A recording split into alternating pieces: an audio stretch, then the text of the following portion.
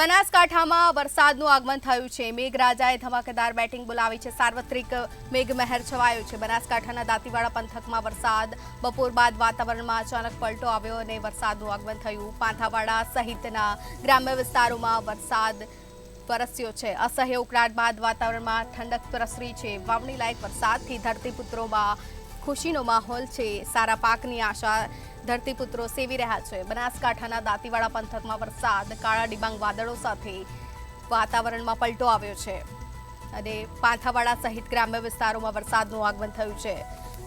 સાર્વત્રિક મેઘમહેરની હવામાન વિભાગે આગાહી કરી છે। સમગ્ર રાજ્યોના અનેક જિલ્લાઓ તાલુકાઓમાં વરસાદનું આગમન થયું છે। શહેરોના અનેક વિસ્તારોમાં વરસાદી પાણી ભરાયા હોય પ્રી મોન્સૂન કામગીરી પર પણ સવાલ ઉઠ્યા છે।